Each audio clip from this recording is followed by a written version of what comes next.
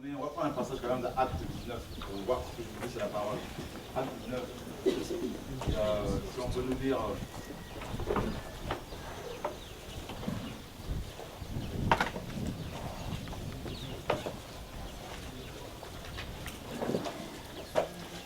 Seigneur, merci pour ta parole. Comme Dieu nous donne tout ce que nous avons partagé, Jésus. Nous nous prions. Alors,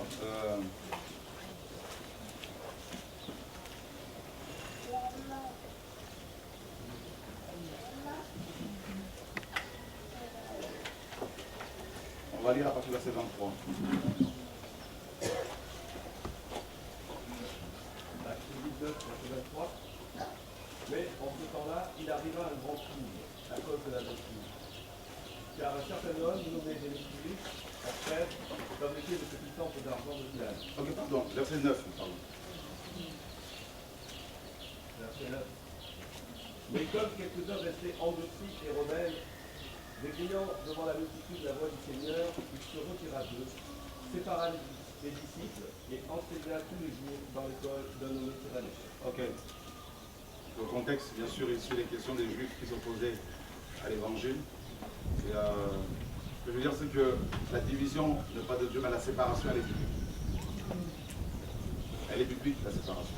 À un moment donné, et nous, ce qu'on a vécu à Paris, je pense que vous êtes au courant, hein, il y avait quand même beaucoup de séparations, mais aussi des divisions, qui étaient bien sûr salutaires. Parce qu'il y avait un groupe de personnes qui n'étaient pas d'accord avec ce que le Seigneur faisait, avec l'orientation que le Seigneur nous donnait, qui n'étaient pas d'accord, ils estimaient qu'il fallait, n'est-ce pas, forcément les suivre. Et personnellement, je leur ai dit non. C'est pas ce que le Seigneur nous met à cœur. Et voilà. Et il y a eu, bien sûr, séparation. Comme la séparation avec Paul et aussi Paul et Barnabas. Et cette séparation a permis à ce que l'œuvre prenne encore de l'ampleur, que des milliers de personnes soient encore touchées. Donc, c'est ça l'évangile. Et on entend ici et là des propos, des choses qui se passent, tout ça. Et honnêtement, les gens qui viennent de loin, qui viennent se rassembler ici, n'ont pas besoin d'être. Il ne faut pas qu'ils soient déçus. Hein, c'est des gens, comme me disait encore cet homme, que pendant 29 ans, il a bien sûr empêché sa femme d'aller prier, à cause de ce qu'il croyait, de ce qu'il entendait dans les assemblées. Et là maintenant, des gens comme ça sont touchés, et ils n'ont pas besoin de scandale. Ils ont besoin de voir des frères et sœurs sincères qui sont qui aiment le Seigneur, et qui sont capables, quand il y a des incompréhensions, de s'asseoir et de partager, de discuter. Amen. Pas des gens qui sont là pour balancer des pamphlets, des gens qui sont là pour prendre le téléphone et les semer à ses amis. Il n'y a pas besoin de ça. Voilà. Amen. Amen. Donc vous savez que le message que le Seigneur nous a confié est un message qui doit réparer les cœurs, parce que souvent nous avons affaire à des chrétiens blessés, des gens qui sont déçus des assemblées. Ils n'ont pas besoin de voir des gens qui sont de la parole que le Seigneur leur a donnée pour massacrer, se massacrer mutuellement. Gloire à Dieu.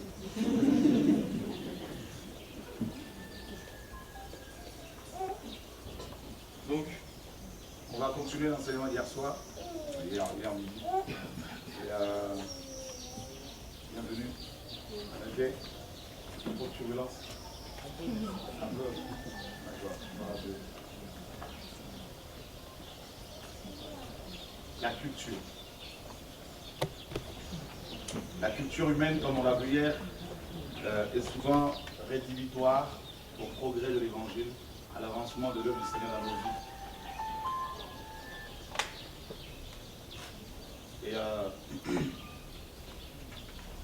donc on a vu que la culture, et, la définition, on a vu hier la définition de la culture. Qu'est-ce que la culture? La culture, c'est toutes ces choses qui sont contraires à la nature, ce qui est en opposition avec la nature, et c'est-à-dire tout ce qui est de l'ordre de l'acquis, et non de l'inné. Lorsqu'un enfant vient au monde, comme on a vu hier, cet enfant est comme une coquille vide qui doit être remplie, qui doit être formatée. C'est ça la culture. Donc on a vu dans la culture, la première chose que l'on voit, c'est quoi? Voilà, c'est la tradition ou les traditions humaines. D'accord? Donc la mad en hébreu, qui veut dire enseigner aussi. Donc, vous voyez, il y a la culture tout en haut.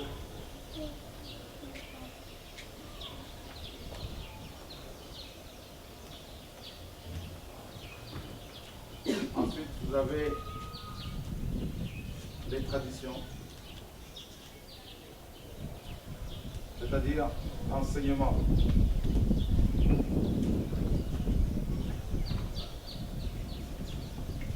Parce que cet enfant qui est vide, ce coquille qui est vide doit être rempli. Rempli de quoi? Eh bien, rempli et, de coutumes. Mais l'ordre, la culture, c'est un ensemble de choses. Et nous avons d'abord les traditions, c'est les enseignements, les préceptes également. D'accord? Et on a vu qu'il y a les traditions d'hommes et les traditions du Seigneur. Le Seigneur disait par Ésaïe, le peuple mon nom de lèvres, mais la crainte qu'il a de moi n'est qu'un ensemble des traditions ou des préceptes humains. Et le Seigneur disait aux pharisiens qu'ils avaient annulé sa parole par leur tradition.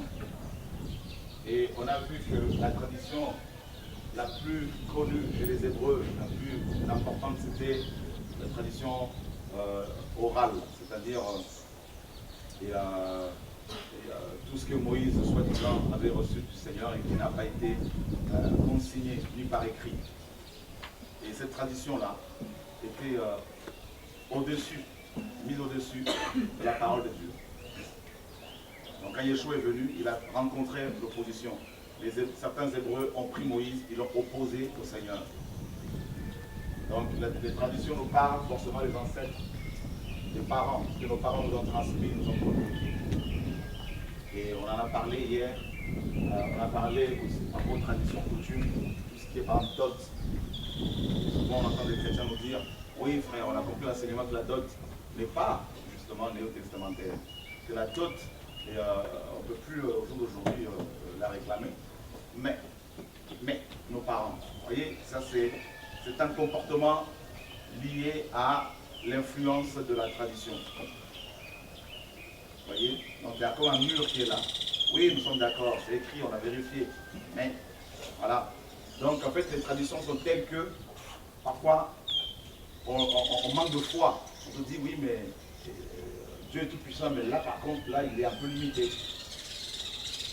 Parce que nos parents sont tellement ancrés dans les traditions qu'ils ne vont pas forcément nous écouter. Et donc, en fait, souvent nous décrions les enfants d'Israël en disant, avec tous les miracles qu'ils avaient vécus, comment ces hommes ont-ils, n'est-ce pas, rejeté le Seigneur, tombé dans l'incrédulité, mais on est pareil parfois.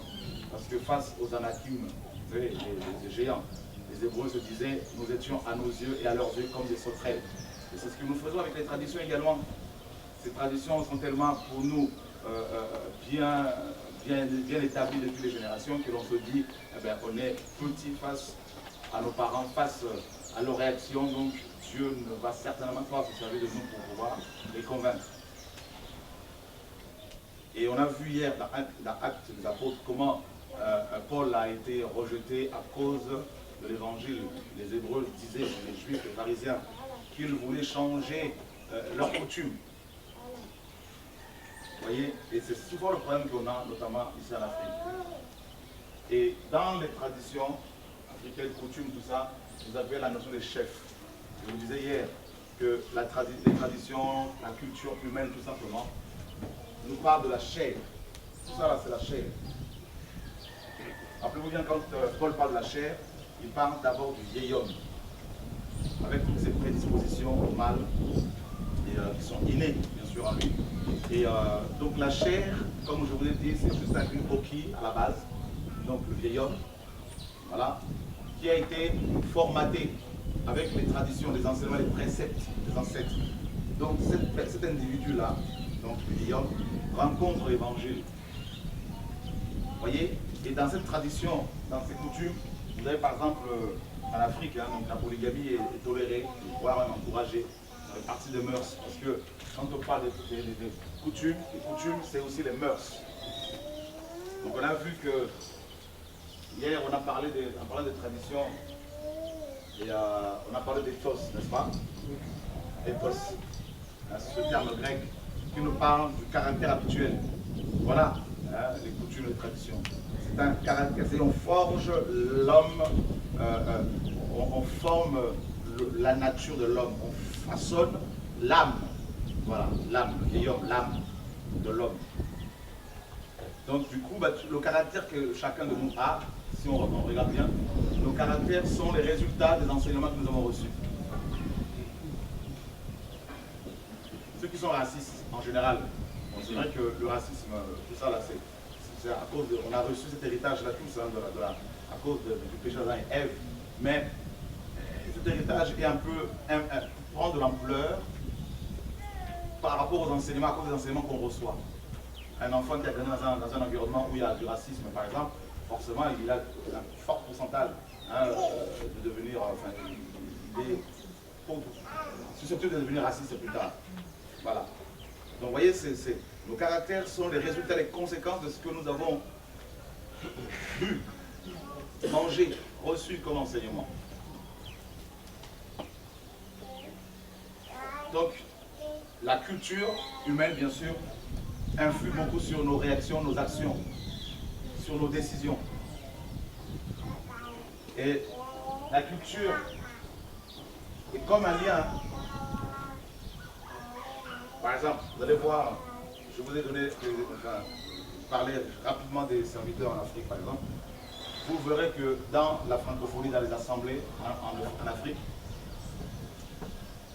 notamment francophone, hein. Donc voilà, on s'arrête d'abord sur la francophonie, il n'y a pas un seul prédicateur, n'est-ce pas, qui a pu faire, je ne sais pas comment dire, qui a bâti une œuvre sur le plan charnel, hein, tel qu'une entreprise, et qui à sa mort continue de fonctionner. Il n'y a pas. Il n'y a pas. Donnez-moi le nom d'un Gabonais qui était milliardaire, millionnaire, qui est mort et qui a créé des entreprises et qui continue à fonctionner 100 ans après sa mort, 50 ans après sa mort. Il n'y en a pas. Pourquoi? C'est simple, c'est la culture. Vous direz, ouais, mais c'est les démons, tout ça. En fait, on a tellement vu les démons qu'on a oublié cette réalité que la culture. C'est la culture, c'est la mentalité. Le comportement, c'est ça la culture. La manière de vivre. Parce que la culture africaine, est un global, on ne vit que pour le présent. On amasse, donc c'est toujours au jour. C'est pas, on n'a pas de perspective pour le futur. Il n'y a qu'à voir. Un jour, je suis allé avec une chasse à mission. Je voyais des cratères, comme un peu partout dans tous les pays africains. C'est même pas des villes pauvres. Des cratères. Et Dieu me dit, mon fils, ce que tu vois là, c'est la manifestation extérieure de leur caractère, de leur cœur. Il n'y a qu'à voir sur la route comment nous roulons.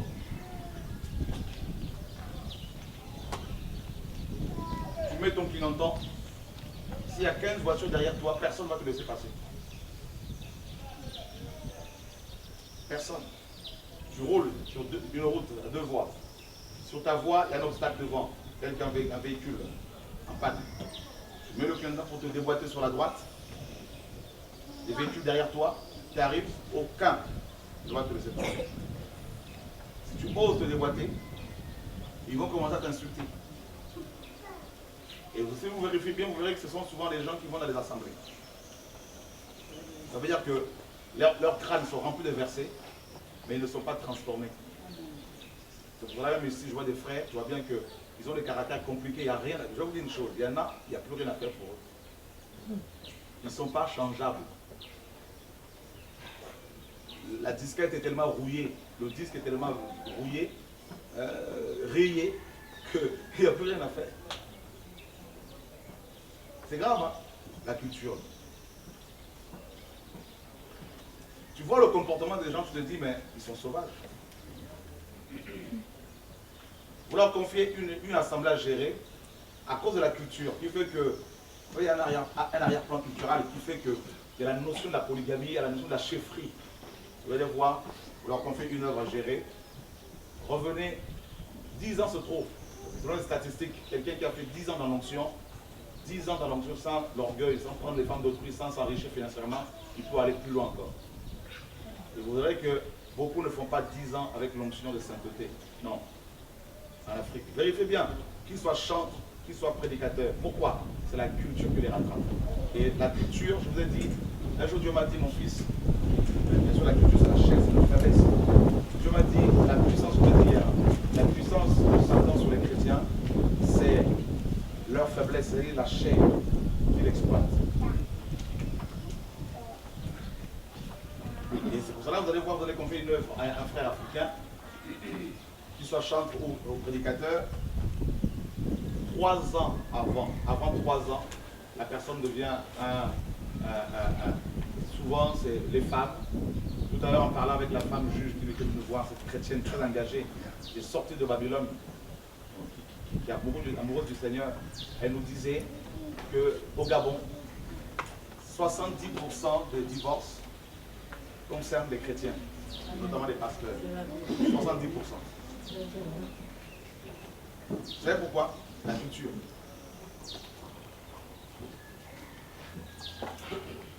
L'homme africain, à la base, à cause de la culture, ne peut et ne veut se contenter d'une seule femme. Non. C'est la culture.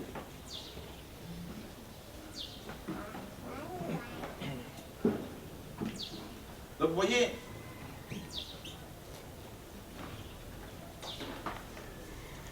si on n'est pas libéré par rapport à ça, si on n'est pas brisé par rapport à ça, eh bien, on finira comme les Africains païens qui n'arrivent pas à laisser un héritage aux générations futures.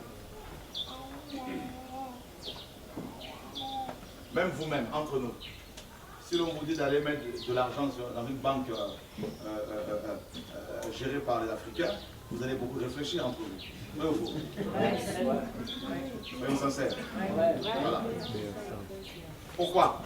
Regardez, entre nous, les compagnies aériennes, alors, je rentre dans la culture, je rentre encore un peu plus en profondeur, et on nous réveille. Donnez-moi le nom de compagnies africaines qui tiennent encore un peu, il n'y en a pas beaucoup. Ouais, il n'y en a pas beaucoup. En général, vous allez voir que les familles vont commencer à voyager gratuitement, tout ça, et donc du coup, ben, ça fait faillite. Dans la culture africaine, il n'y a pas la notion de l'entretien. Ça n'existe pas. On fait une route et on va l'entretenir vite fait. Il faut attendre au moins 40 ans pour pouvoir tout refaire. Mais pour refaire, avant de refaire, c'est des cratères, tout ça. Vous voyez, c'est de la culture. Donc vous voyez, vous transposez ces choses dans le monde spirituel. Donc c'est l'éducation qu'on nous a inculquée. Oui, éduquer quelqu'un, c'est pas forcément s'asseoir devant un tableau. C'est une vie. Ce sont les mœurs. Et comme on l'a vu, hein, je le fais de le dire, par rapport au retard, il y a eu une espèce de lassitude, une espèce d'oisiveté, tout ça, qui s'installe, de lenteur, et c'est la culture, tout ça. On n'a pas la notion, dans la culture africaine, du travail. Il n'y a pas cette notion-là. Vous voyez, allez dans les administrations, vous allez voir souvent, si ça commence à 8h30, mais les gens vont arriver à 9h, je ne sais pas ici au Gabon, mais en tout cas, dans les deux Congos, c'est le cas. Ils arrivent à 6h30, et les femmes, regardez dans la culture africaine, c'est très très profond la culture là. Vous allez faire des courses dans les boutiques. J'étais choqué une fois, j'étais à Brazzaville, je suis allé faire une course acheter un produit quelque part. La dame, c'est comme si je la gênais. Pourtant, c'est une vendeuse. Dire bonjour, ça n'existait pas. Et même à Paris, les Africains qui sont en Occident, à Paris, États-Unis, Canada, c'est la même mentalité. Seigneur, ils ouvrent une entreprise, une boutique, c'est souvent des boutiques exotiques. Hein. Et vous arrivez pour faire des courses, la personne est au téléphone, c'est pas son problème. Elle ne vous donne pas les renseignements, elle ne vous accueille pas, il n'y a pas la notion d'accueil. Qu'est-ce que vous voulez? Est-ce que je peux vous aider? Tout ça, ça n'existe pas. Donc c'est à vous maintenant de la supplier pratiquement. Et la plupart justement de ces entreprises, de ces boutiques exotiques sont récupérées par les Pakistanais et les Indiens et les Chinois.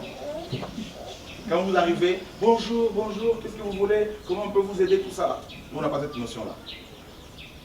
Tout ce que l'on veut dans notre culture africaine, c'est quoi? C'est la frime. C'est pour cela on a la sapologie. Voyez? On a des gros problèmes. Et ça, on ne veut pas forcément parler dans les assemblées parce qu'on est resté sur le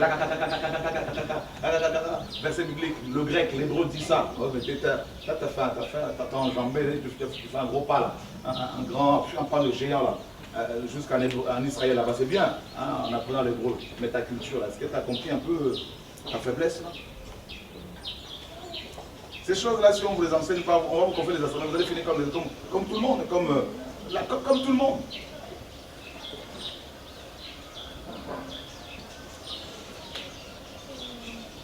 Comment voulez-vous aider les autres si vous ne savez pas qui vous êtes?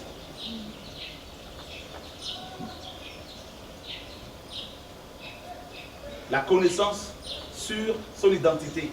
Qui es-tu? Qui es-tu? Qui es-tu?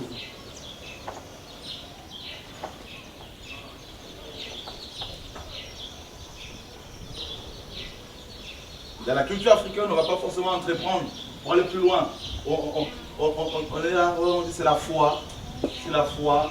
Moi, je vais être à plein temps, on ne fait rien, on ne bouge pas. Tout va bien, la lenteur, c'est comme les caméléons. Les caméléons, ça ne bouge pas. Et puis, il faut les... C'est là quand ils vont en Occident là-bas, eh ben, ça fait beaucoup d'enfants pour avoir des allocations familiales. Ça ne travaille pas. Ça va travailler 6 mois et puis ça arrête pour toucher les allocations. Tout ça, les allocations chômage. Ça ne bouge pas.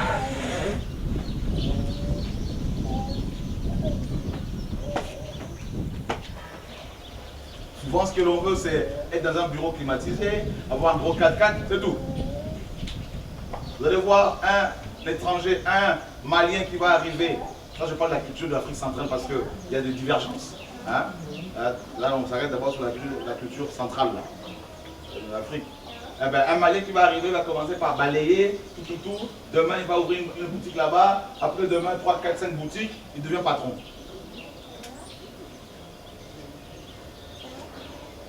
Et nous, c'est la frime. Constat, cravate, la frime. On dit, mais c'est qui celui-là? Il est rien. Alléluia. Est-ce que ça parle à quelqu'un? Amen.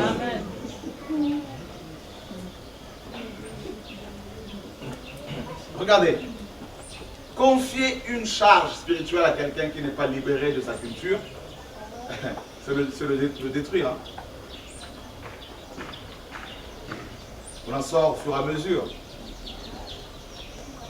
Dans la culture africaine, il n'y a pas la notion de la confrontation. On ne connaît pas ça. Confronter. Dans la culture africaine, on nous a fait croire, on nous a dit depuis l'enfance, toutes les vérités ne sont pas bonnes à dire. Vrai ou faux? Voilà. Si tu vois un aîné en train de mentir, eh ben, ne dis rien.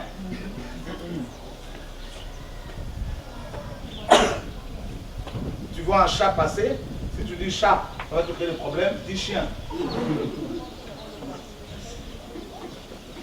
Vrai ou faux? Je ne sais pas ici au Gabon. Si. C'est la même chose ici. C'est l'Afrique. C'est pour cela que vous aurez des chrétiens qui mentent facilement.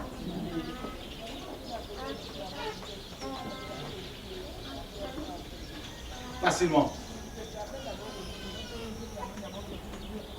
Alors, voyez, l'évangile arrive, trouve ces choses-là, tous ces mélanges. Comme avec les Hébreux. L'évangile est arrivé, le Messie est arrivé, mais ils étaient tellement attachés aux traditions qu'ils l'ont rejeté. Faisons le bilan depuis le réveil ici dans les années 80. Toutes ces assemblées là que vous connaissez, combien parmi ces assemblées ont construit un orphelinat? Combien parmi ces assemblées ont construit des écoles? Pourquoi? Parce que l'éducation, c'est la base. Instruire l'enfant à l'entrée de sa voie. Et quand tu seras devenu vieux, il ne s'en détournera pas. Vous voyez? Donc, il n'y a rien. Et dans la culture africaine, qu'est-ce qu'on a comme vision? Eh bien, il faut que j'ai plus de gens pour avoir beaucoup d'argent, pour avoir une belle vie.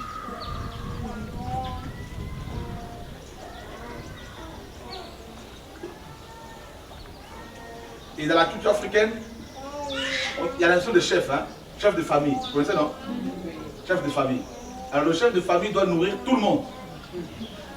Tous ceux qui ont des problèmes doivent aller voir le chef de famille. Vrai ou faux? Donc le chef de famille, pour gérer toutes ces choses-là, qu'est-ce qu'il fait? Il va chercher la sorcellerie. Il n'en a même pas besoin. Il va l'hériter. Pour qu'il gère correctement les uns les autres. Vrai ou faux?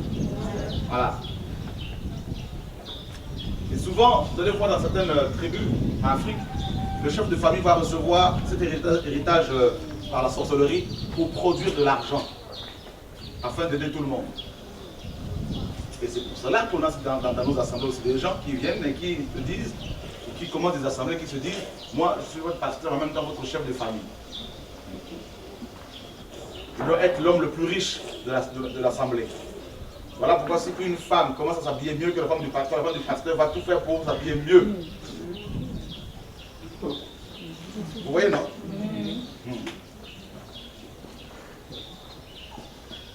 On a beau crier réforme, réforme, c'est la réforme, c'est la réforme, c'est la réforme. Sommes-nous réformés? Nous sommes en train de nous réformer. Amen. Alléluia. Amen.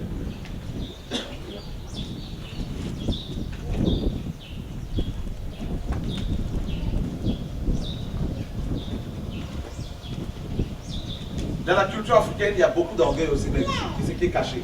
Je m'explique. Quelqu'un qui n'a rien, il va s'habiller simplement, on va dire il est simple.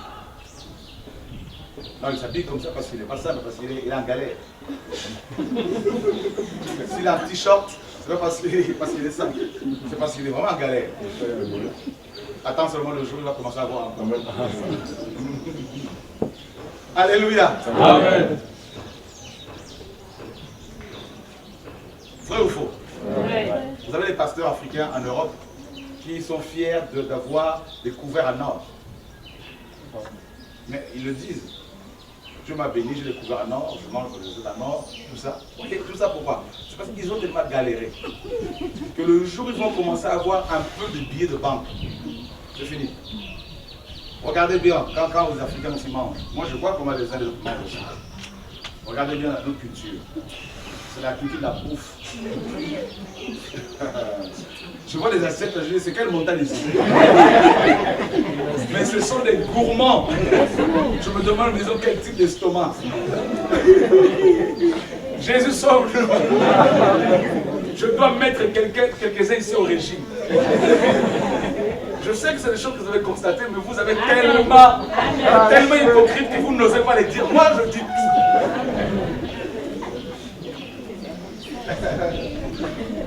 Moi, je suis rayé de la liste des Africains. C'est pas grave. Je suis au ciel. Je dis, mais le frère, il mange comme ça. C'est la montagne, comment? Le mangué. Qui mangeait je ne sais pas où, c'est au Kenya. Quand même, je sais pas. Manekouba. Je dis, mais ça, c'est la montagne de Manekouba, ça. Oh! En fait, c'est comme s'il y a une guerre. Alors, le prédicateur, il faut s'assurer qu'il aura assez de force pour parcourir tous ces kilomètres.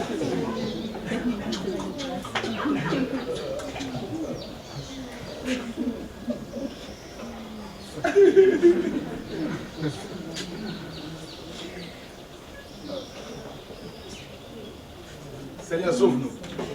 Amen. Ah! qui s'aperçoit qu'il y a des choses à changer.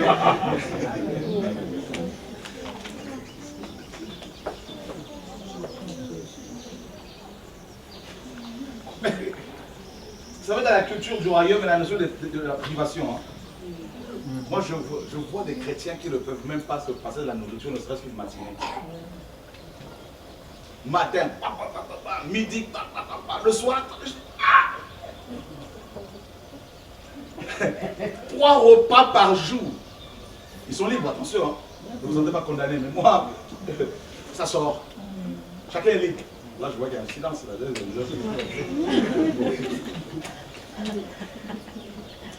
Ça rentre. Mon Dieu. Nous sommes allés au Cameroun. Non, c'était au Gabon. Au Gabon. Un frère, un couple camerounais nous a invités à un repas.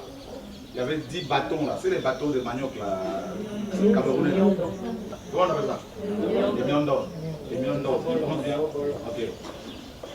Alors il y avait au moins 10 bâtons de miando. On était au moins 7 à manger. Bon, je me suis dit, quoi de plus normal que chacun prenne ne serait-ce qu'un bâton. Il y a un frère qui est venu avec nous. Tu étais là, non? Tu n'étais pas là? Ah, c'était avec Dooms. Ah. Il a pris combien de bâtons à votre avis? 5. Bon, moi qui aime aussi le manioc, je me suis dit, mais attends, il est en train de me défier là.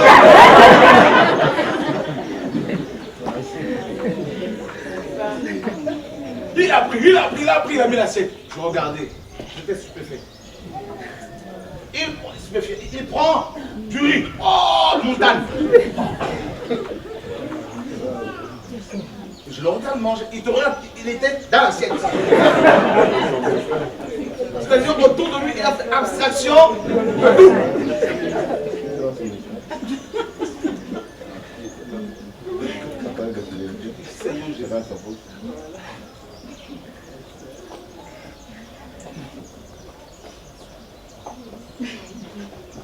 Problème de culture. Ça, pourtant c'est un frère très engagé. Hein. Oui, dans la culture c'est l'éducation. Vous voyez la culture? Voilà. C'est-à-dire nous avons des gens qui ont des versets bibliques, mais ils ne sont pas éduqués. Vous allez voir des messieurs de 45 ans, 50 ans, ils sont même avec nous depuis des années, ils ne sont pas éduqués. Les parents ont raté l'éducation. Maintenant, l'évangile veut les rattraper, Dieu veut les sauver, Dieu veut les éduquer, mais souvent on n'aime pas parce que, vous savez, il faut désapprendre pour apprendre. Désapprendre, c'est compliqué. Hein? Une coquille remplie là pour la vider, il faut... Ah non, tu mets ta main là-dedans, attaque ça, c'est compliqué.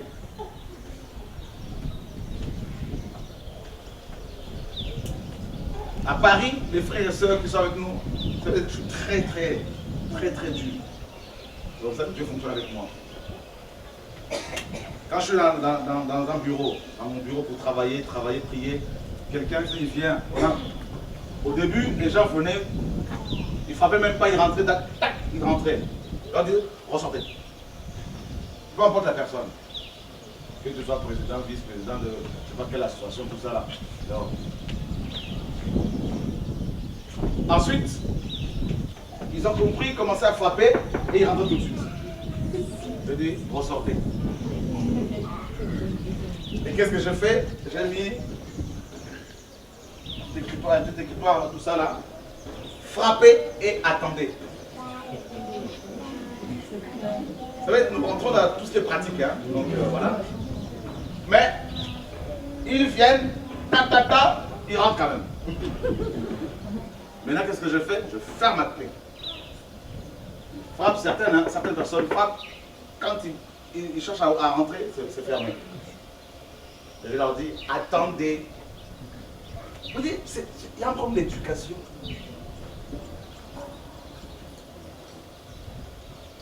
Nous sommes allés, je suis allé en mission à l'île de la Réunion.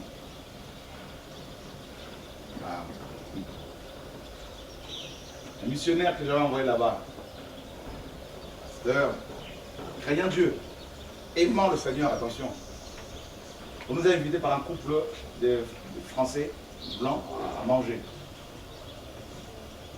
Nous sommes rentrés, donc on est rentré à la maison, on était d'abord dehors, on discutait sur leur jardin. Ensuite, ils nous invitent à rentrer à la maison pour aller manger. Il y avait un canapé ici, un fauteuil là, un autre fauteuil là.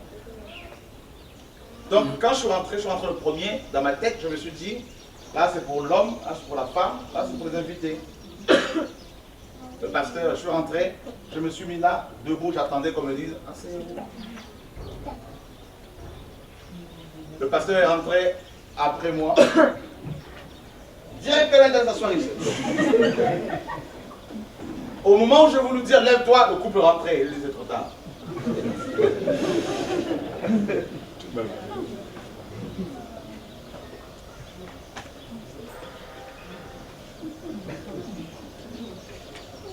Vous voyez la culture? C'est des choses qu'on néglige.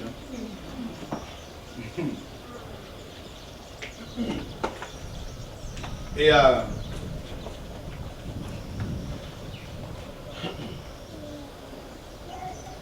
jour comme ça, mon téléphone sonne à minuit, un homme qui m'appelle comme ça, minuit. Quand je décroche, je dis, qui m'appelle à minuit? On n'appelle pas les gens à minuit. Je décroche, je raccroche.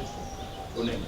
Vous savez qui c'était? Je lui ai dit, tu m'appelles plus qu'à moi. Ça, c'est une insulte. L'éducation. La plupart des problèmes que j'ai eu avec des gens que j'ai formés, c'est à propos de l'éducation.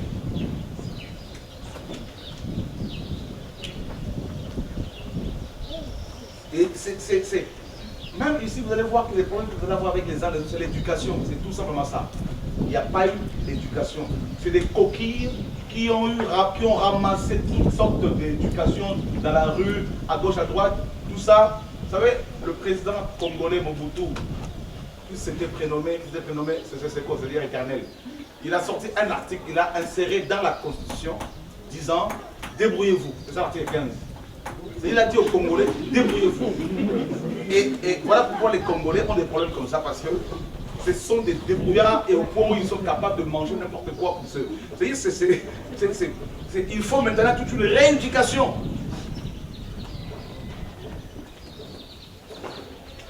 Vous vous rendez compte?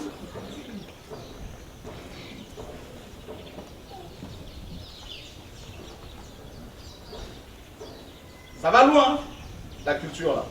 J'espère que je ne vous choque pas. Vous êtes fatigué, hein?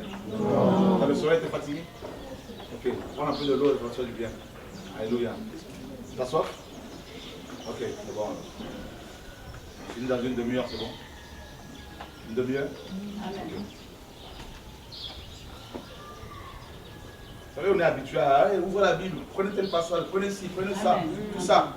Tout ça, c'est bien. Mais on veut la pratique, on veut l'aspect pratique. Amen. Ah, le grec veut dire si. L'hébreu dit ça, c'est bien tout ça là, mais après. Après.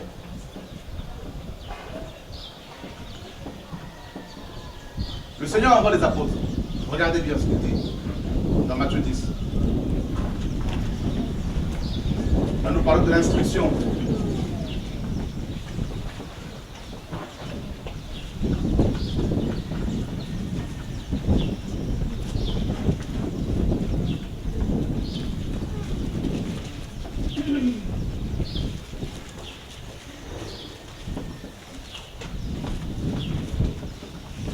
Verset 11.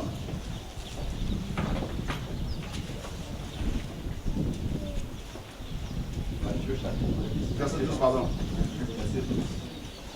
En entrant dans la maison, saluez-la. Ok.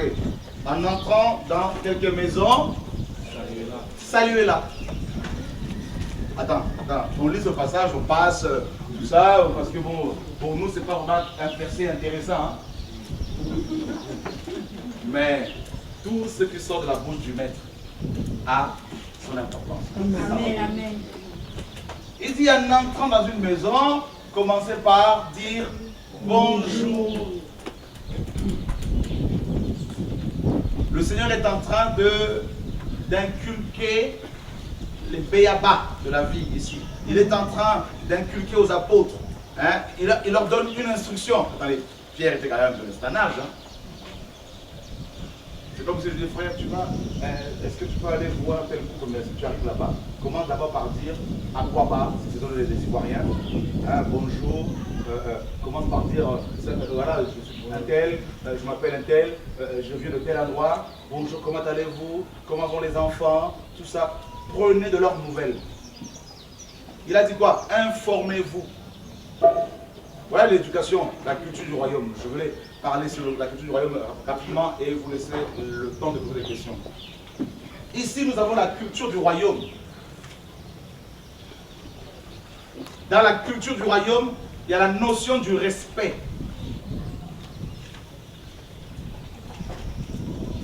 Le Seigneur, il est le Dieu Tout-Puissant, il a tout créé, mais il est en train de nous faire comprendre quelque chose, que cette maison-là n'est pas la vôtre. Respectez leur intimité, respectez leur cadre de vie.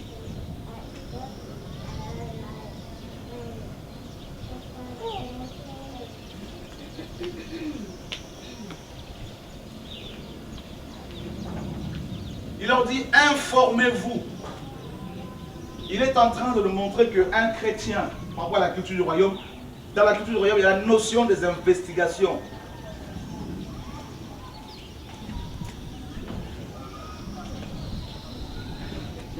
Et c'est ce que le monde même a pris, les renseignements dans le monde.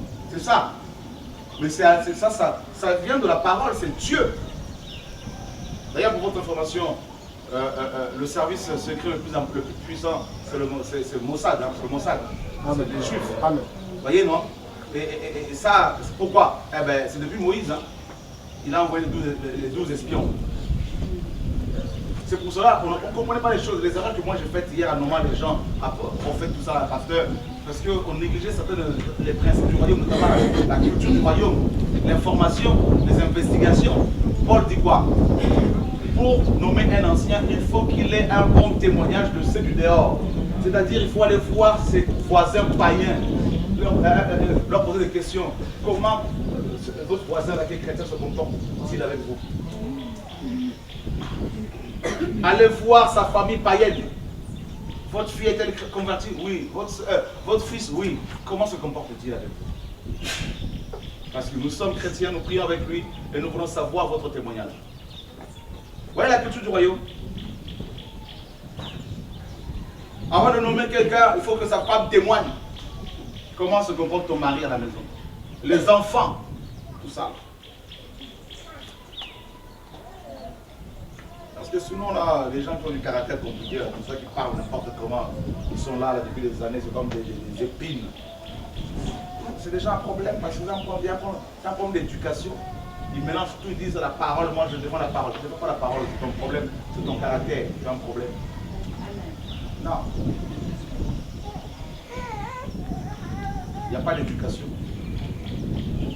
Depuis le temps où vous venez prier chez Maman Odette ici, là, tel que vous êtes là, je vous pose une question. Maman Odette, pardon. Est-ce que vous êtes déjà... ne répondez pas, mais tel que vous êtes là. Vous venez ici, vous allez aux toilettes, vous utilisez le PQ. Je ne dis pas que l'église ne va pas participer ou ne participe pas, n'aide pas. Mais ce n'est pas de manière individuelle. Est-ce que tu es déjà venu avec le papier toilette? Est-ce que tu t'es déjà dit, là-bas, là, j'ai quand même beaucoup utilisé le PQ, donc je vais quand même prendre 2 ou 3 rouleaux pour déposer. Vous allez voir des frères et sœurs, ils sont là. Ils vont attendre seulement le moment de la nourriture pour pouvoir commencer à manger. Vous voyez l'éducation?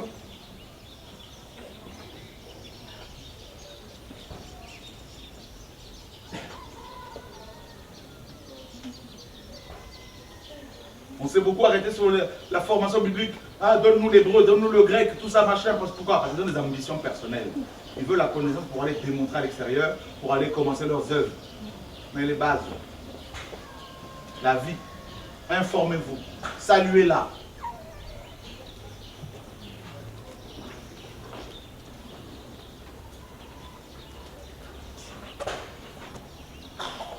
Nous, on était tellement on est tellement manipulé, manipulable, que n'importe qui est venu, on disait frère et sœurs, et tout ça.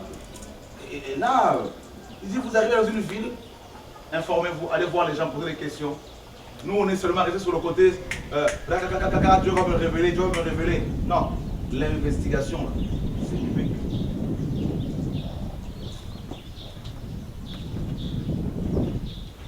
Une sœur, un frère veut te faire la cour. Renseigne-toi, tu vas prier, oui. Mais toi-même, tu as une intelligence. La foi ne n'exclut pas la réflexion, le raisonnement. Amen. Amen. La raison, pas le raisonnement selon le monde. Selon Dieu. Nous, on est tellement spirituels que la foi, tout ça là. Ben, oui, tu as reçu des choses, mais fais des recherches. C'est quoi cette famille?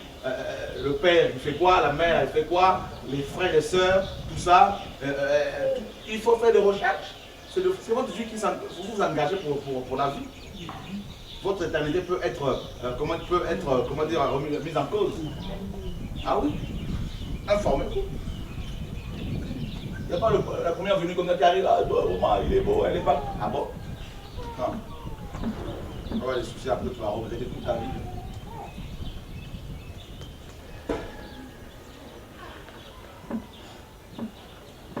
Alléluia. Amen. La culture du royaume, l'information, les recherches, les investigations, la salutation, dire bonjour, accueil. Là, il est en train de parler de la relation. Vous voyez, dans le royaume, dans la culture du royaume, il y a l'aspect relationnel. C'est des relations. Il est en train de leur parler de relations ici. Le dialogue, comment approcher les gens.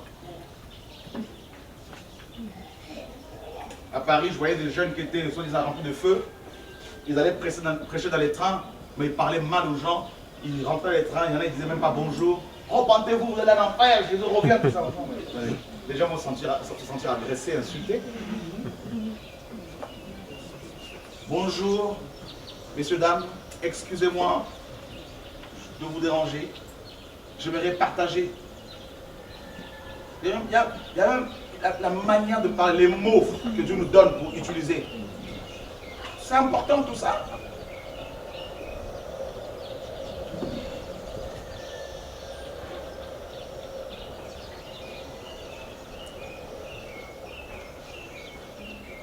Ils ont l'onction, soi-disant les dons, la parole, mais ils sont impolis dans leur langage.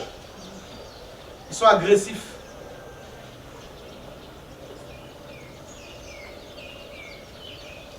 On a parlé avec une hôtesse de l'air dans l'avion. Le Seigneur nous donne une manière de parler, une certaine sagesse pour approcher les gens. Les gens pensent que pour gagner les gens, il faut crier, il faut commencer à faire toutes sortes de gestes, tout ça. Il faut commencer à démontrer à Dieu comment. Non. Une approche normale. Tu approches quelqu'un, tu peux parler. C'est l'information, la culture du royaume. Hein. Voyez, Paul arrive, regardez, Paul arrive, juste une parenthèse. Paul arrive à l'aéropage, à Athènes. Il y avait des philosophes, les épicuriens, les stoïciens. Là, nous sommes dans l'information de la culture du royaume. Hein. Comment approcher les gens. La l'onction, bien sûr, fils de sanctification, sainteté, la prière, ok, on est d'accord, ça c'est la base. Paul arrive, eh bien, qu'est-ce qu'il a fait? Il a dit, c'est ce qu'on dit certains de vos poètes. C'est de lui que nous sommes la race, en parlant de Dieu. Donc, Paul connaissait leur culture. Paul s'était renseigné sur leur culture. L'information, informez-vous. S'il se trouve quelqu'un qui a un homme de paix. L'information. Paul a pu parler avec ses stoïciens parce qu'il connaissait leur histoire. Il a parlé avec les épicuriens parce qu'il connaissait Épicure. Il connaissait, n'est-ce pas, leur doctrine, ses philosophes. Je ne vous dis pas d'aller prendre le Coran pour commencer à le lire pour pouvoir approcher les musulmans. C'est pas ça mon message. Amen. Amen. Le Seigneur ne vous empêche pas d'avoir connaître l'histoire de cette religion. Amen. Amen. Donc, en parlant avec cette dame dans l'avion, calmement, eh ben, on lui a donné une BJC, elle était toute contente. On a prêché l'évangile. Eh ben, elle était touchée. Elle a ouvert son cœur. Vous voyez? Simplement.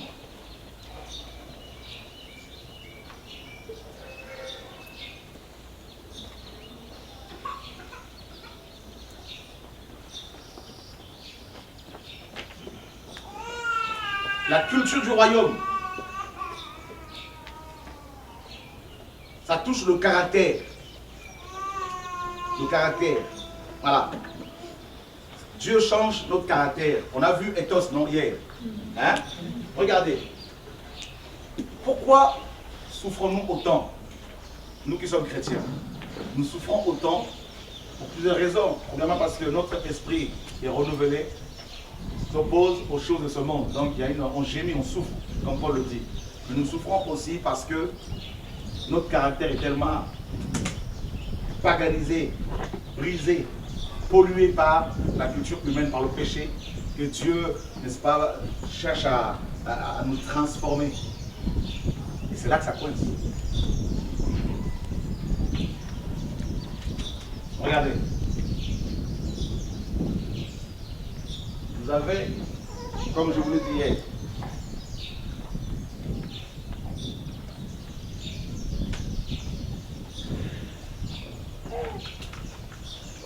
vous avez l'appel, premièrement. Ensuite, vous avez la vision. Vous avez l'onction ou les capacités que Dieu donne. Et quatrièmement, il y a le caractère.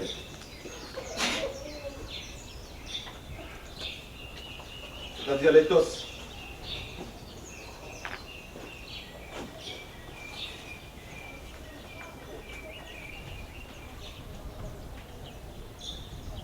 Et tout ce qui échoue dans le ministère, dans l'œuvre, dans le service du Seigneur, dans la vie chrétienne, ils échouent à cause de leur caractère. Vérifiez bien. Samson avait une grande vision, n'est-ce pas?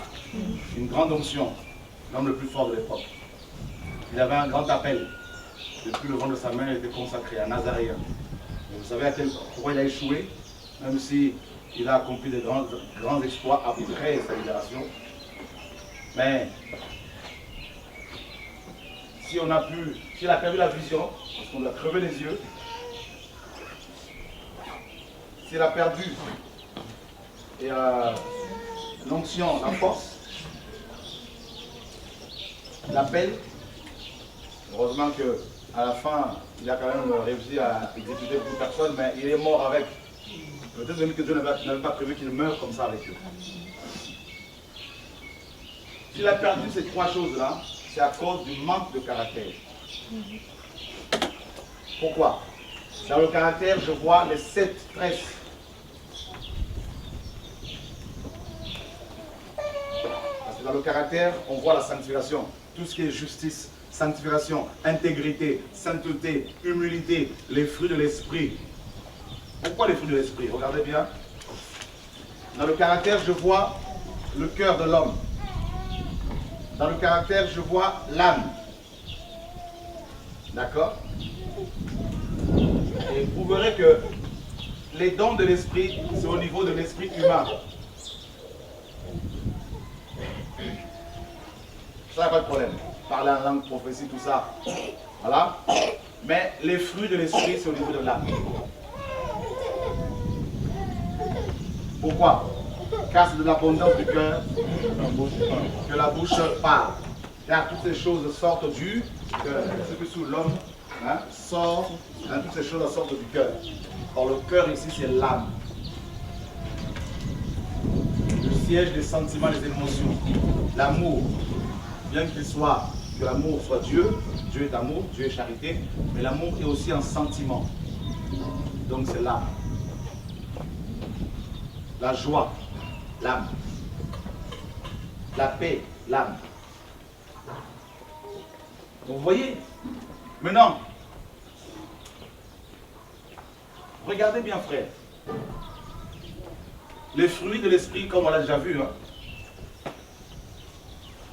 ont un rapport avec certaines réalités auxquelles nous sommes soumis, telles que la souffrance, par exemple. La joie. C'est un fruit de l'esprit. D'accord? La Bible dit quoi? Le vin réjouit le cœur. Or, pour avoir du vin, qu'est-ce qu'on fait? qu'est-ce qu'il faut faire? Il faut presser, fouler au pied les raisins.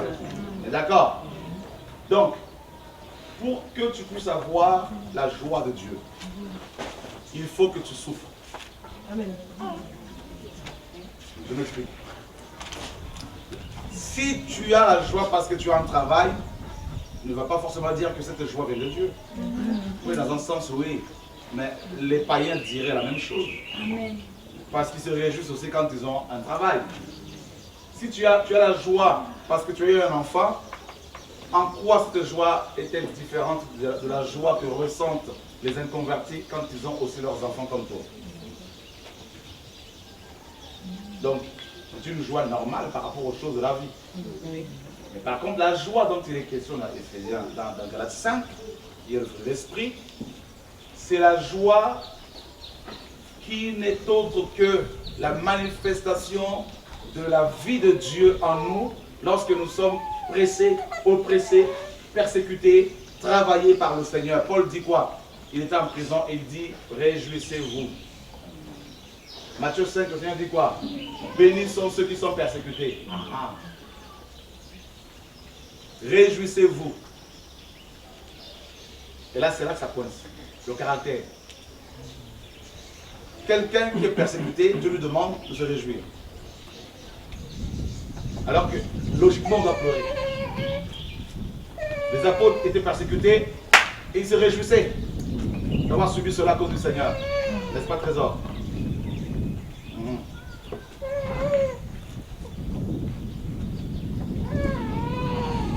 Donc tu dois être pressé, persécuté, parce que ton caractère, mon caractère doit changer. Là, ça fait mal. Le criblage. Hein?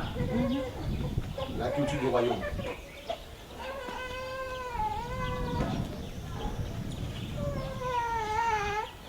Pas facile. Hein? Dieu permet nos épreuves, comme vous le savez, dans le seul but de transformer notre caractère. Ayez en vous les sentiments qui est en Christ.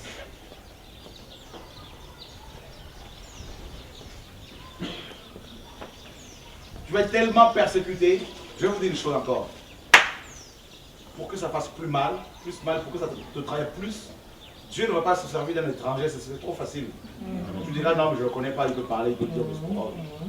Mais il va prendre celle qui t'a porté. Amen.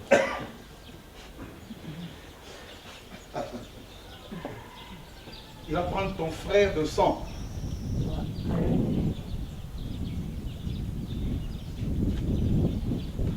C'est vrai qu'il a dit quoi le Seigneur? Un prophète n'est méprisé que par les étrangers. Pourquoi? À votre avis, posez-moi la question pourquoi? Qu'est-ce qu'un prophète? Qui est un prophète? Ça, tout le monde dit ça, oui. Mais tout le monde, dans ce cas-là, parle de la part de Dieu.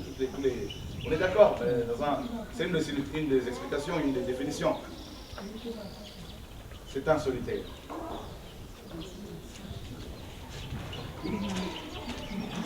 Et moi, pour t'obéir, je me suis tenu solitaire. Voilà le prophète. Jean était où? Paul dit quoi? Tous morts, accueillis. Abandonné. Donc pour qu'il soit rejeté, pour qu'il soit seul, Dieu se sert lui-même dans sa souveraineté de la famille du prophète.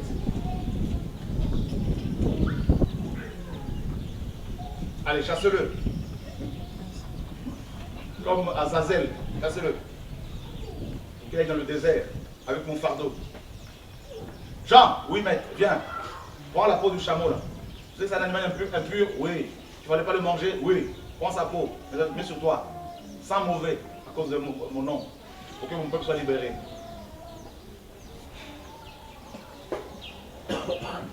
Tout ça pour que tu puisses avoir le caractère. Quand je vois des prophètes, ils sont prophètes, ils ne sont pas prophètes. Non.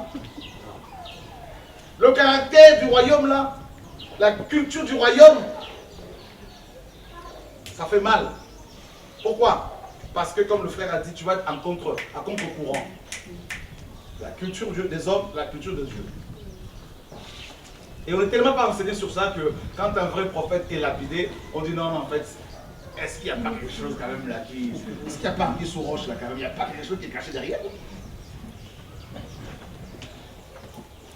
Ou le but, il y a quelque chose qui n'est pas net. Bah oui, c'est ça.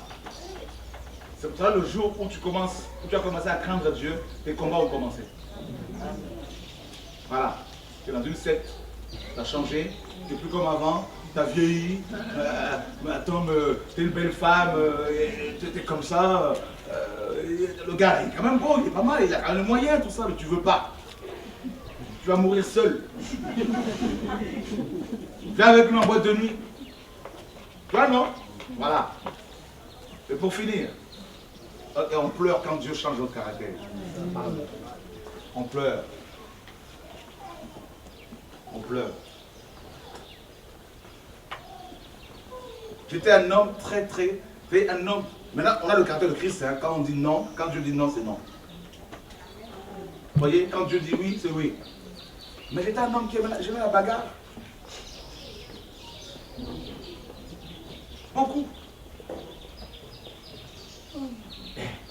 Celui qui est venu nous menacer là-bas, on était plus de 20. Ils étaient à 4. On les aurait massacrés. Moi, me cacher pour éviter les problèmes.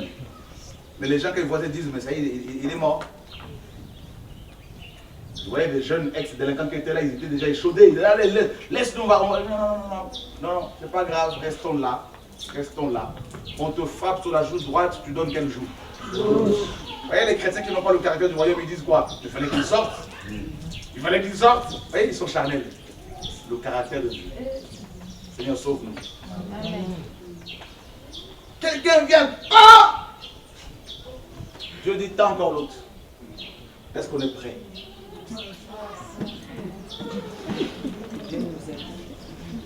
Quand on nous passe un mal, là. Qui n'est pas prêt? Donc, il faut la culture du royaume. C'est la mort. Voilà la culture du royaume. Tu vois une belle femme passer, tu dis Seigneur, je ne peux plus. Je ne peux rien faire. Je ne peux rien faire. Une femme est venue presque me draguer hier, elle a dit je suis mort. Je suis mort. Je ne vais pas laisser mon onction au Gabon ici. Là.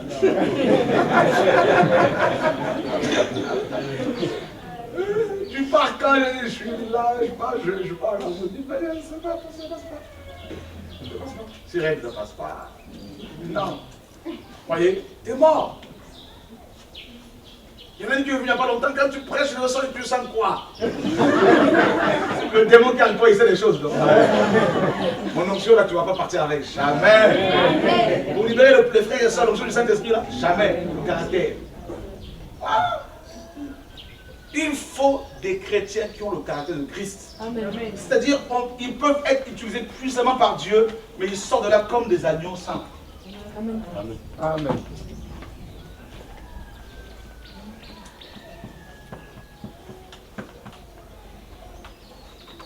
C'est ça que beaucoup ici ne veulent pas mourir.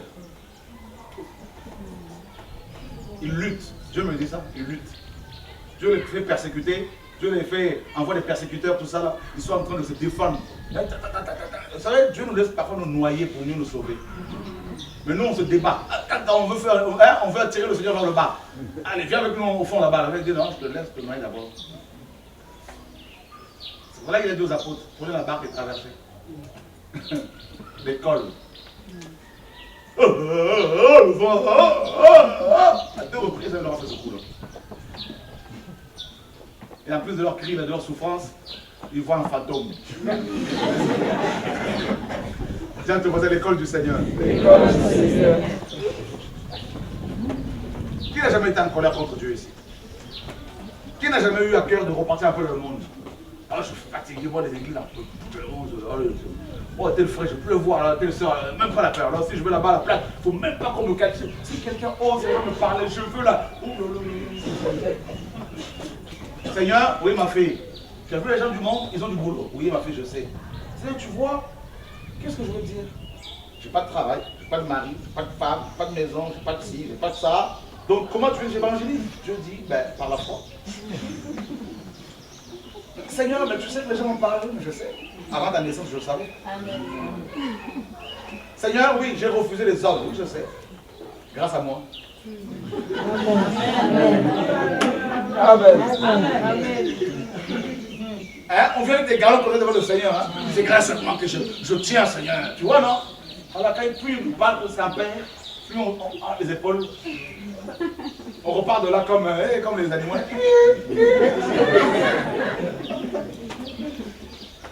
Alléluia. Amen. Un dernier verset, on va lire et puis on finit.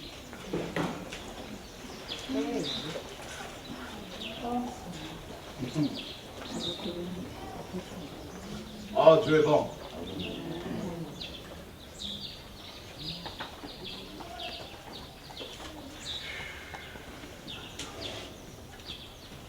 Marc, chapitre 1, verset 16.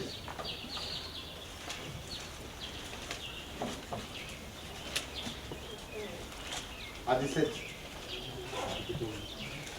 Marc, chapitre 1, verset 16 à 17. Comme il passait le long de la mer de Galilée, il vit Simon et André, frère de Simon, qui jetaient un filet dans la mer. Là, il était pêcheur. Jésus leur dit, suivez-moi, vous serez pêcheurs d'hommes. À la suite, et il laissèrent. Et il laissait leur filet le suivre. Ah, la culture du royaume. C'est quoi? C'est aussi le fait de suivre, comme vous le savez, hein, de suivre le maître. C'est tout. Et je ne vous cache pas, c'est pas facile. Regardez bien.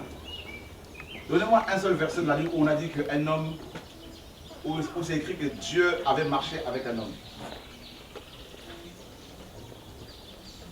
Donnez-moi les noms de personnes dans la Bible où il est question, où on a dit que Dieu avait marché avec eux. Il n'y en a pas.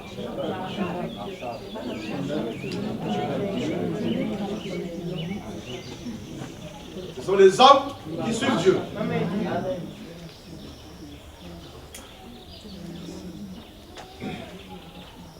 Donc, vous n'avez pas besoin de la culture du royaume, hein, d'aller supplier les gens pour qu'ils viennent au Seigneur. Non. S'il te plaît, viens dans notre église, c'est une secte. Quand c'est comme ça, c'est une secte. Non. Dieu vient et il dit, suivez-moi. Voilà la culture du royaume. Il a dit qu'il est le chemin, non? On le suit. Moi, il est venu me trouver dans... Je me rappelle encore à l'époque, j'étais opérateur projectionniste de formation. Je travaillais dans un grand cinéma. Travaillant dans la danse, hip-hop, tout ça. Il vient, je gagne bien ma vie hein, à Paris, il vient et me dit, suis-moi. Je me rappelle encore bien, j'avais plusieurs femmes.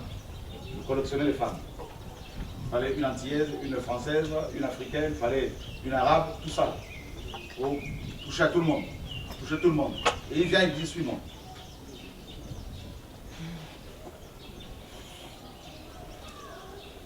Seigneur, comment je le fais?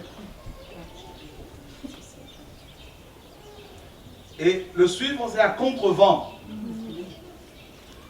Il m'a donné une vision, j'étais cloué sur une croix. À contre-vent. À contre-courant. La culture du royaume. Comme je vous le dis souvent, ça fait plus de 23 ans que je ne suis parti voir aucun médecin. Aucun. Je n'ai pas de couverture sociale en France. Pourtant j'ai le droit, je dis non. Ça c'est ma foi. Il dit suis-moi. Voyez? Suis-moi, dis tout ce que je te dirai. Fais tout ce que je te dirai de faire. Va partout où je t'enverrai. Suis-moi seulement. Et quand Dieu s'arrête, je m'arrête. Quand il me dit, arrête ce programme, j'arrête le programme. Le programme de réveil à Paris, on a de l'ampleur. Beaucoup d'ampleur, des gens dehors. On mettait des chaises dehors, en plein été, des gens étaient dehors. La gloire, des guérisons, des miracles, il dit arrête ça. On arrête. Les gens me disent, comment on arrête? Nous, on négocie. C'est le maître qui doit être suivi. Et on pleure, on souffre, on est persécuté, on est rejeté. Si te dit la dot, c'est pas ça, ne commence pas à discuter. Vous savez pourquoi beaucoup? Dieu aime tout le monde, mais Dieu n'agrée pas tout le monde. Vous devez le savoir. Hein? Quand Dieu commence à agréer une femme, un homme, l'homme en question là, devient dangereux. Je vous dis, hein? Devient dangereux.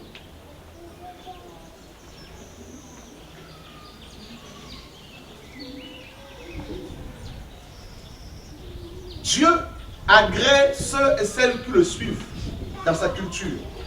Sa culture nous tire vers le haut. Et beaucoup, quelqu'un me dit, mais toi, à chaque fois que tu prêches, là, tu crées des problèmes, des tensions. Je dis, c'est normal. Il dit, mais hier c'est la dîme, aujourd'hui c'est quelque chose. Je dis, mais ce que Dieu donne, on fait comment? On cache? Mais on doit le suivre. De gloire en gloire. De victoire en victoire. Il faut le suivre. Est-ce que tu suis le Seigneur? Est-ce que tu préfères sa culture ou ta culture à toi?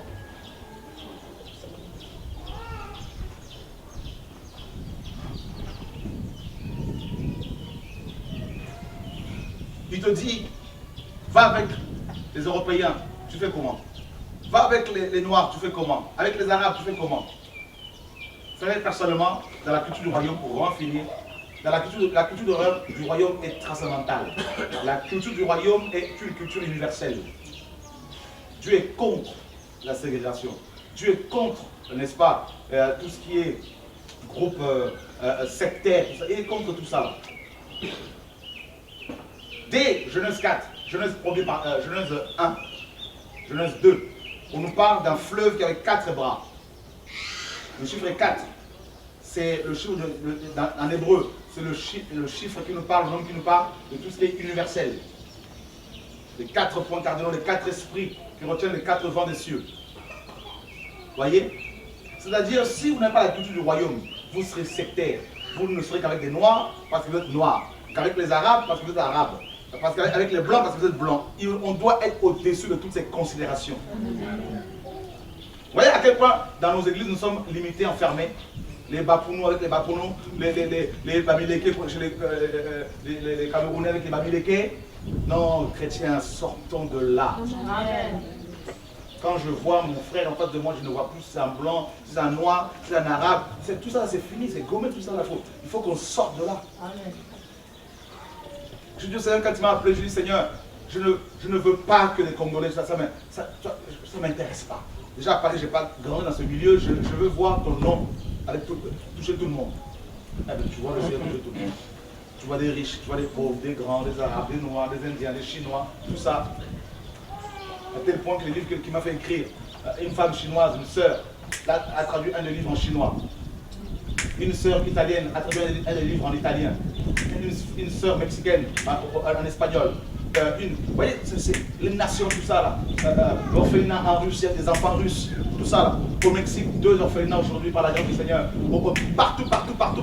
Partout, les nations. Et les gens sont encouragés par rapport à leur talent, par rapport à leur appel et non par rapport à leur origine, tout ça. Il faut qu'on sorte de ces carcans, qu'on sorte de tout sur le racisme, le tribalisme, c'est une culture tellement diabolique. On est tous, Dieu a pris toutes ces races, il a mis tous sur une même planète. Il y a une raison. Nous sommes un corps. Alléluia. Amen. Question? Oui.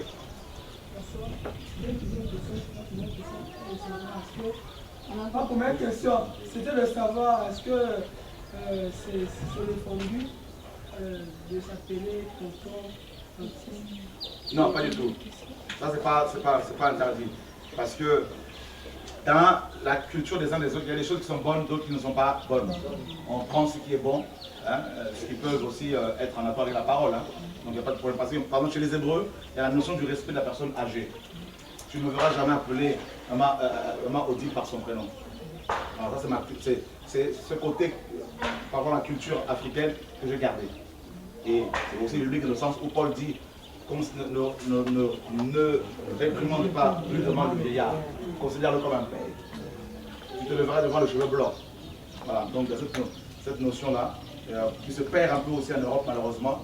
Et je crois que certaines personnes, moi je vois ma femme, elle ne va pas appeler comment dire, son grand-père par son prénom.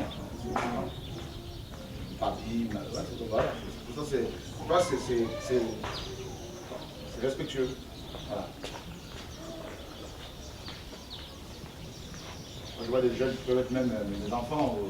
Allez, Chora, attends, assieds-toi. On va t'apprendre le respect.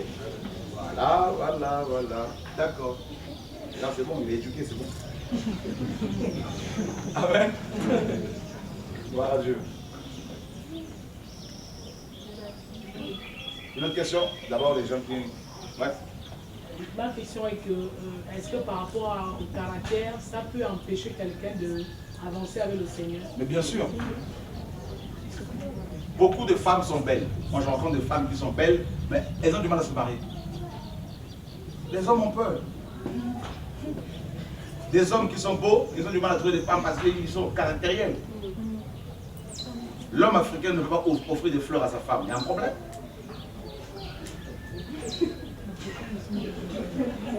Il y a des fleurs, regarde.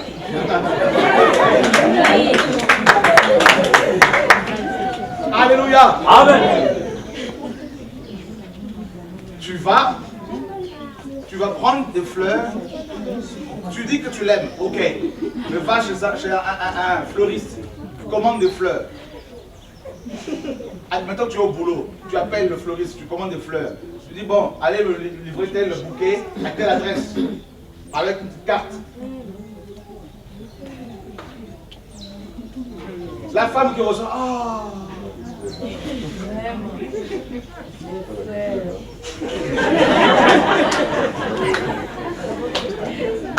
Alléluia.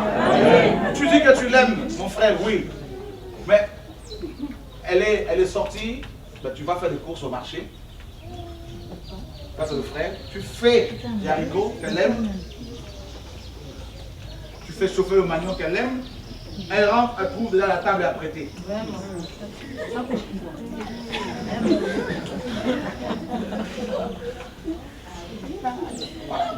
Tu gagnes ton argent, tu dis chérie, voilà ce que j'ai gagné.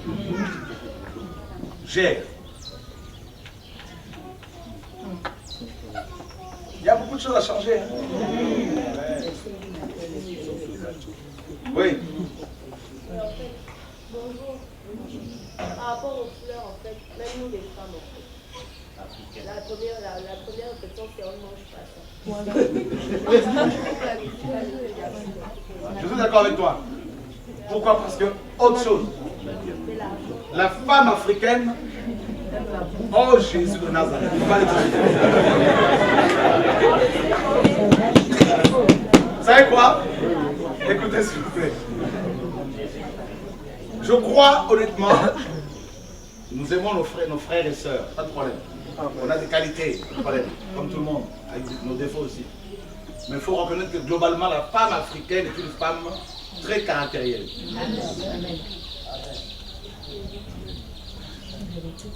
Et elle peut être très matérialiste. Amen. Beaucoup de gens m'ont dit, si toi tu avais une femme africaine, je pense que tu allais avoir beaucoup de problèmes dans l'œuvre. Je ne vous cache pas.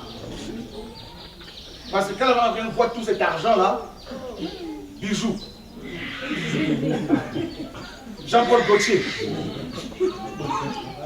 Les cheveux brésiliennes, 300-400 euros. Il faut que je montre aux voisins, aux voisines. En fait, je ne vous cache pas, c'est la vérité. Mais la femme européenne, jean, basket, ce n'est pas son problème.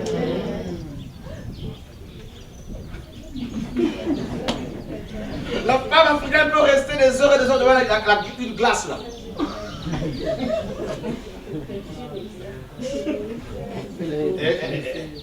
C'est une femme qui a appris à cause des galères à se débrouiller. Donc, attends, je ne joue pas avec moi, hein? Vrai ou faux? Pour les hommes, moi je vois beaucoup de frères, hein? Tu vois, ils marchent ensemble, tu vois bien que le frère est dominé. C'est une réalité, hein? Amen. Alléluia. Amen. Parfois, je me dis, oh pauvre frère. Il fait semblant que tout va bien. En fait, il est géré. Écoutez, c'est ce que nous vivons en Europe. Tu vois, les frères, ils viennent se confier dans les coulisses. Frère, est-ce que tu peux garder ça entre toi et moi? Est-ce qu'on peut garder ça entre nous? Il faut pas parler à maman. Vous voyez, ils appellent leur femme maman. Quand ma femme soit au courant, parce que là, elle va prendre la tête. Il y a des choses, je ne vais pas vous dire, même dans ma famille, il y a des choses. Et tu te dis, mais Seigneur, mais c'est grave. La femme africaine ne connaît pas la tendresse. Nous, à Paris, là-bas, les Africaines, mais c'est la plupart des gens de cité. Hein. Mais c'est les tigresses, c'est yo, même la démarche là.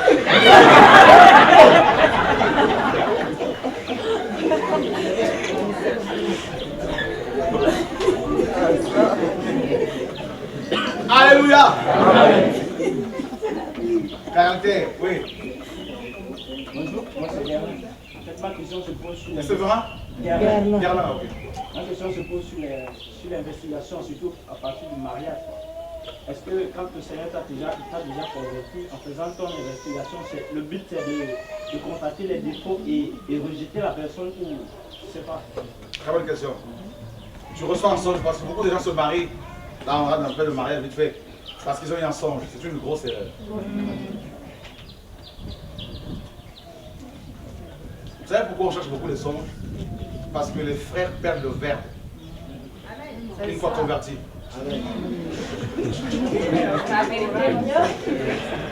Ils ne savent plus comment parler. Tout ce qu'ils savent, c'est Dieu m'a dit. J'ai eu un songe. Je vais vous dire une chose.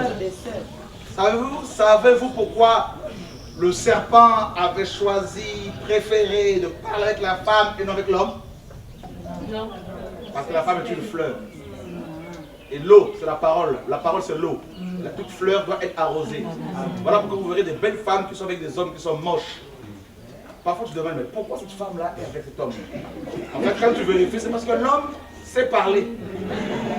Et l'homme sait écouter. Parce que la femme, c'est le cœur. L'homme, c'est le cerveau. La femme veut être écoutée. C'est tout. C'est un être. Paul dit c'est un vase fragile. La femme, c'est le sentiment. Voilà pourquoi c'est plus les femmes qui tombent sous l'onction. C'est plus les femmes qui prophétisent. Vrai ou faux? Ici, comptez, il y a plus de femmes que d'hommes. Que les femmes lèvent les mains, s'il vous plaît. Levez les mains, s'il vous plaît. Il y a plus de femmes que les hommes. Vous voyez, non? Donc il y aura plus de femmes au ciel que les hommes. Ah oui? C'est vrai. Même au Gabon, il y a plus de femmes que d'hommes. Sur terre, il y a plus de femmes que d'hommes. Voilà. C'est tu à quoi? Ah ben, c'est Dieu qui fait ça.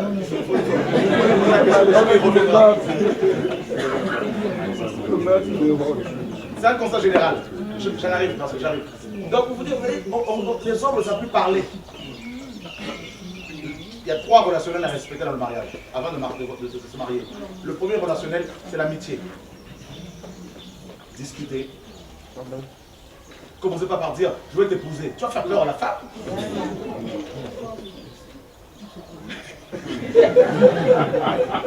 C'est brut. Je vais vous dire une histoire. Je vais vous raconter une histoire. Mais je ne vais pas dire ton nom, t'inquiète pas mon frère.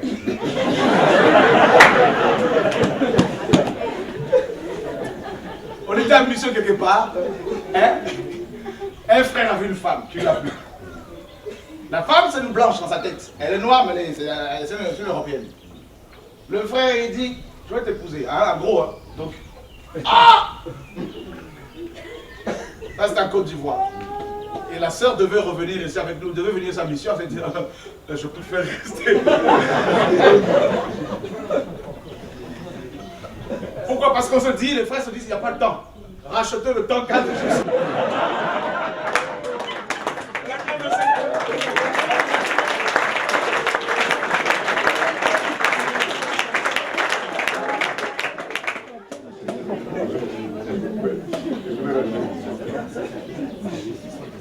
Attends, 2 secondes. Ne fais pas de la distance, ça c'est pas un problème. Les païens disent loin des yeux. Oh. Il nous enseigne la foi. Amen. La femme n'est même pas ton amie. Tu veux déjà l'épouser.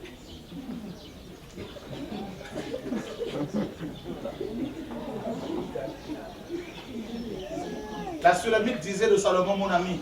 Salomon l'appelait mon ami. Le Seigneur dit à un ami, on ne cache rien, on dit tout. Je ne vous appellerai plus serviteur, mais ami. L'amitié.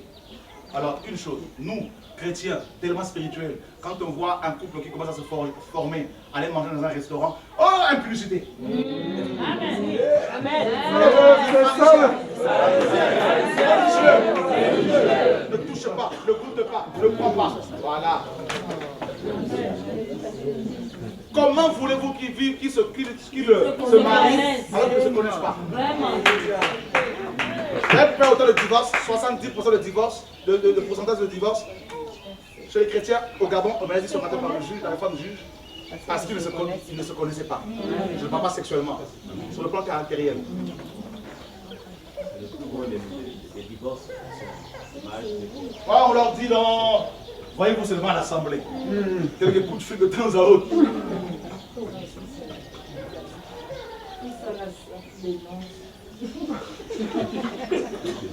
Qui est délivré?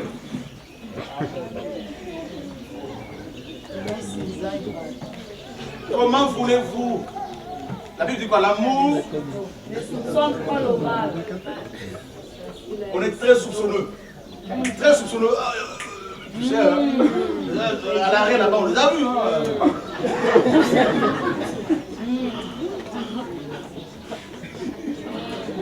Du coup, à un enfant, si on ne fait pas confiance à un enfant, il ne va jamais se développer. À Paris, on dit aux frères et sœurs, parce qu'on a compris ces choses-là, on leur dit craignez Dieu, vous voulez vous marier, vous voulez savoir si vous avez des songes, mais vous n'êtes pas sûr que les songes seront validés par le caractère que vous allez découvrir. C'est de l'abondance du cœur que la bouche parle. Amen. Notre loi condamne-t-elle quelqu'un sans l'avoir écouté? Regardez, Dieu nous a créé avec comme soumet l'oreille. Et avec comme la bouche. Ça veut dire quoi? Tu écoutes une première fois. Dans l'amitié, hein? Pendant des mois et des mois. Une deuxième fois. Après, tu peux parler, décider. Mais les gens ne se sont pas écoutés. Comme ça brûle. Ils prennent un passage. Vaut mieux se marier de brûler.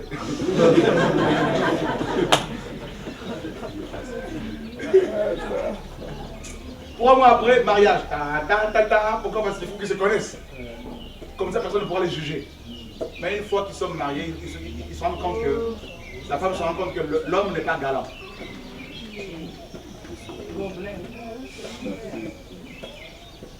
Mais là, on dit non, mais tu sais, c'est ta croix. Hein. Le mariage n'est pas la croix.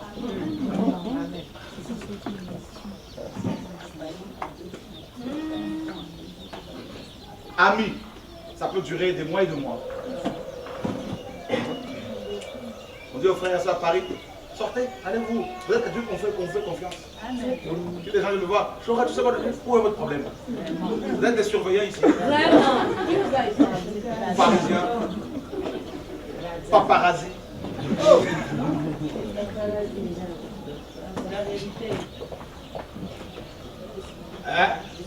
Paparazzi, pasteur. Hein? La délivrance. Le pasteur Bomba a vu un couple, ça peut vous choquer, hein? A vu un couple qui se forme à la Tour Eiffel il y a quelques semaines. Là. Hein? Vers minuit, aïe aïe aïe aïe aïe aïe. Le problème, on est au courant. Ils étaient à une réunion un soir, ce même soir, jusqu'à 19h avec nous. Ensuite, ils ont dit on sort à Paris, et le frère partait quelque part. C'est tout le problème. La confiance. Amen. Ils sont adultes. La sœur a presque à 30 ans.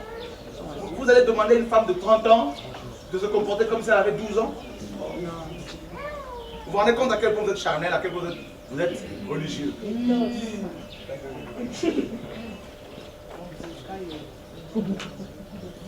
Dieu, notre Père, nous fait confiance. Amen. Il nous a confié l'œuvre alors que nous avons plein de défauts. Deuxième étape, la fraternité. Salomon appelait la sodomite ma soeur. Là, ici, nous avons la révélation du Père. J'ai déjà parlé de ça, moi, ici. Le cœur du Père. Si demain, si on peut, ainsi on peut, on aura là-dessus un enseignement sur le mariage. Amen. Et les noces dans la troisième étape. Vous voyez? Parce qu'un ami, si ta femme est ta confidente, tu vas lui confier tout. Si c'est ton ami, elle sera ta confidente. Et inversement. On arrête là pour l'instant avec les questions parce qu'il y a des choses à faire. Dans 2 heures, on va être là-bas. 2, 3, 4 heures. Nous avions été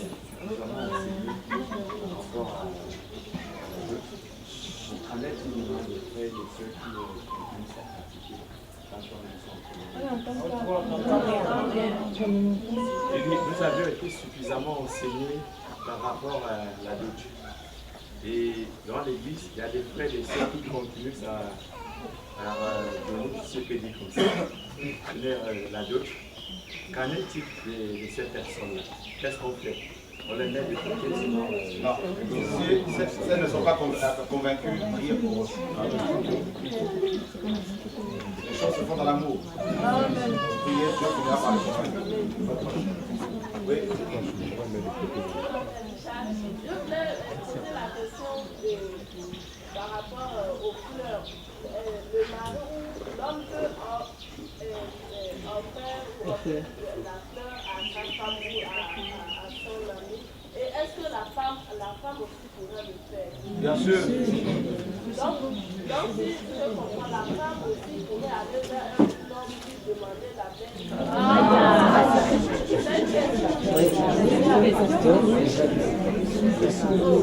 Elle a posé sa question. La femme qui ressent quelque chose pour un frère, est-ce qu'elle doit le voir pour lui parler? Non.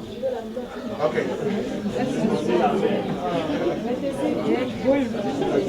Vous voyez la réaction, ça c'est la réaction africaine. Culture.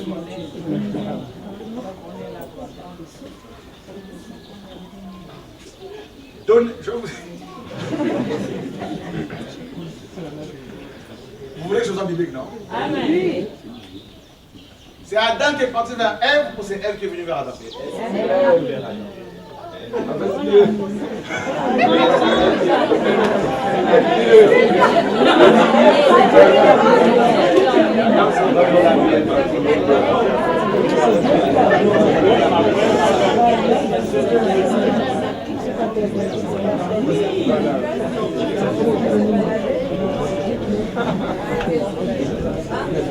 Alors vérifiez les Écritures.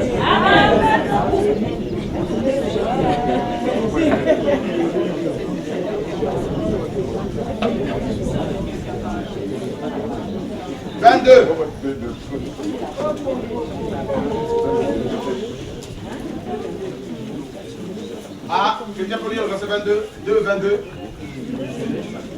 Ah, il y a une voix d'homme. Genèse 2, voilà. Le verset 22. Merci. L'Éternel Dieu forma une femme de la côte qu'il avait prise de l'homme. Amen. Et il l'amena vers l'homme. Oh. Est-ce que l'homme est allé chercher la femme? Non.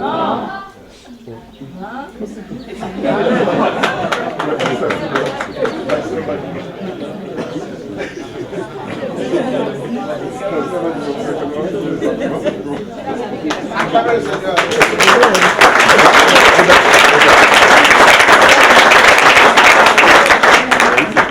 Alléluia. Amen. Pensez-vous que Dieu puisse amener une femme auprès d'un homme sans lui avoir dit je t'amène quelque part? Amen. Non. Non.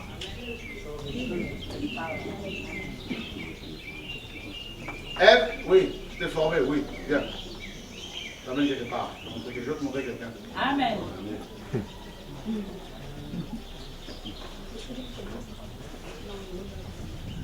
On n'a pas dit que Adam cherchait une femme et puis il est allé là-bas pour dire j'ai reçu.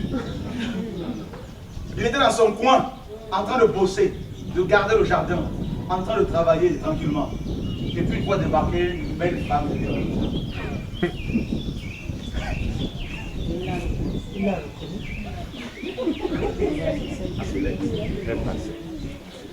Quand il y a eu le péché, Les hommes sont devenus des chasseurs.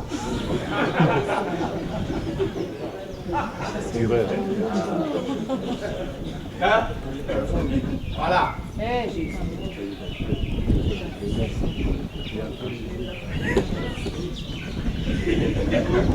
Grand chasseur. Sniper.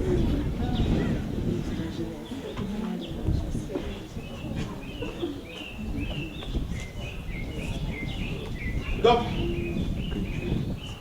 si une femme reçoit dans son cœur qu'un frère est l'homme de sa vie, c'est pour la liberté que Christ nous a affranchis. Pourquoi voulez-vous mettre des barrières, enfermer les gens? On est humain, on n'a pas toute la connaissance. Dieu nous enseigne au fur et à mesure. Donnez-moi un seul verset qui dit que c'est l'homme absolument qui doit aller vers la femme. Vous allez lui dire, il est écrit, il quittera son père et sa mère. Ah oui, quand Ève est allée vers Adam, Adam est parti avec sa femme. Voilà. Donc, il faut comprendre que Dieu fait ce qu'il veut. Il y a des doctrines qui sont inchangeables, on est d'accord. Mais certains fonctionnements peuvent varier en fonction de la volonté du Seigneur. Il y a des femmes qui ont reçu que tel frère est leur mari, mais à cause de la culture, elles souffrent avec cette pensée-là, avec cette vision. Elle est en train de jouer à l'hypocrisie. Ça va.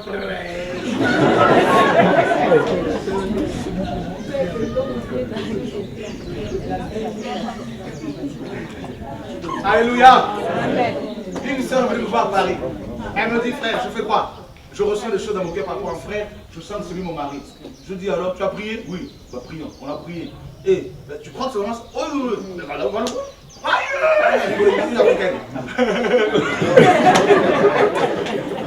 Mais quand même, voilà la culture. Tu vas être hypocrite, tu vas le voir passer. Si tu vois une sœur à côté, tu vas commencer à être jalouse. Elle a pris son courage, elle est partie le voir. Allez. Bonjour. Bon, j'aimerais bien te parler, est-ce que c'est possible? Oui, il n'y a pas de problème. Voilà ce que j'ai reçu par rapport à toi. Ah bon? Ah bah prions, il n'y a pas de problème. Ils ont prié. Et puis quelques jours après, je le vois ensemble. Alors c'est comment le sourire?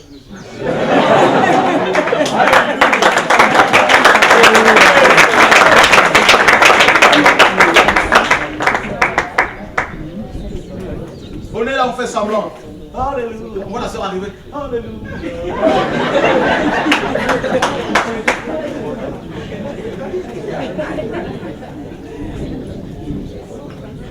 On le voit arriver, le cœur. Boum, boum, boum, boum, boum, boum. Non, je vais éviter pour ne pas tourner la convoitise. C'est pas la convoitise. Si tu as 12 ans, mais tu as l'âge de te marier. Alors voilà, il faut les aimer dans la foi pour aider les autres. Vous voyez? Et les frères, ne tirez pas sur tout ce qui bouge. On prend là, ça marche pas, je prends là-bas, je teste. Bon, on est humain, il y a un frère qui est parti avec 10 femmes, 10 sœurs comme ça. À un jour, il pouvait proposer à 4 ou 5. À chaque fois qu'il ramassait des râteaux, il changeait. Hein? Bon, tac, bon, là, il a vu, tiens, assis-toi. Il est marié depuis, il est à l'aise, il est heureux. Hein? Bon, on peut en parler parce qu'il a confessé devant tout le monde.